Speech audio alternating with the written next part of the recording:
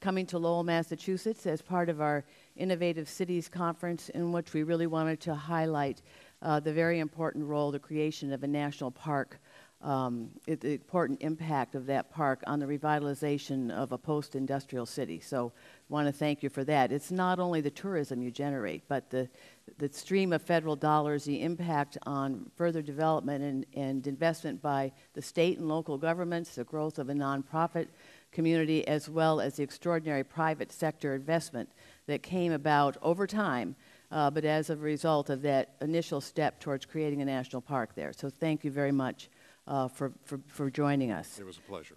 But I wanted to ask you about the recently released America's Great Outdoors Report, which highlighted the importance of urban parks and community green spaces.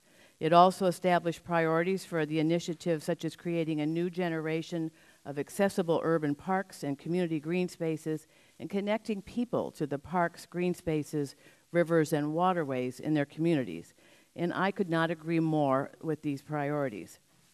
Since I've come to Massachusetts, I've been working on these same issues and have worked closely with one group in particular, Groundwork Lawrence, which exists in another city that I represent, Lawrence, Massachusetts, to accomplish these goals.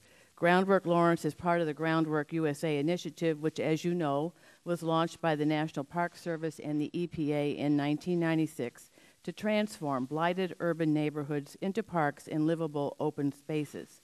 And since its creation, Groundwork USA has developed into a network of extremely successful groundwork trusts that have a proven record of leveraging modest amounts of public investment into major private investments. For every $1 of public funding, groundwork trusts have leveraged over $21 in private funding, the important partnership that can exist between the public and private sectors.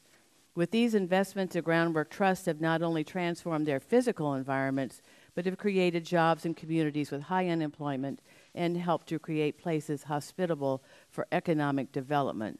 I was so inspired by the impact that Groundwork Lawrence has had in my district. Took a small, horrible, ugly site along a modest river that goes through the city into a beautiful public space that young people have become involved in growing,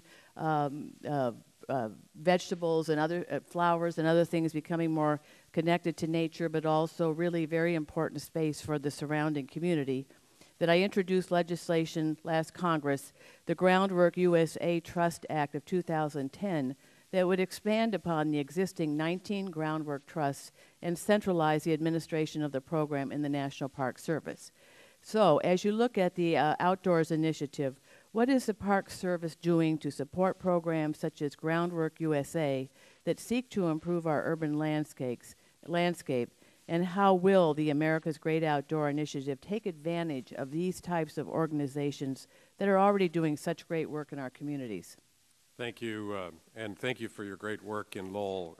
We hold that park and that community up as a perfect example of how the National Park Service can strategically invest and leverage the partnerships with organizations such as Groundwork and others to really achieve a very vibrant city. And we're very proud of all those partnerships. The America's Great Outdoors Report is the compilation of over 51 listening sessions around the country and the comments of well over 100,000 individuals, including 21 listening sessions with young people.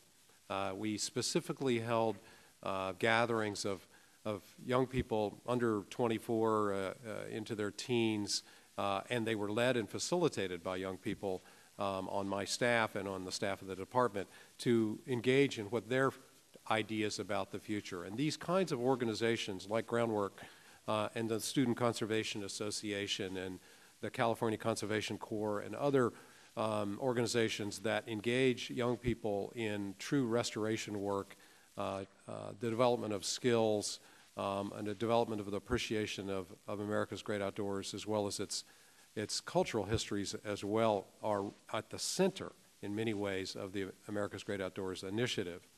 The AGO report, in sort of broad umbrella, talks about rivers and riverways, which are integral in so many years, particularly in the East, but I think in the West to a certain degree, we've sort of looked at our rivers more as an industrial asset rather than a true asset to the social consciousness and the recreational opportunities of communities. So there's a lot of focus on rivers. There's a lot of focus on urban parks. Urban parks recognize their role in threshold experiences for the public and getting kids for their very first time experiencing in the outdoors. Yet we know that in some communities, there are park deficient neighborhoods. Mr. Jarvis, I'm going to have to ask you to finish in one simple sentence or over time. So the bottom line is the work out of AGO is very much supportive of the work of groundwork. Thank you. I appreciate that. We'll have time for other rounds later on. Mr. Kaufman, the gentleman from Colorado. Thank you, Mr. Chairman, and thank you, Mr. Jarvis, for your service to our country.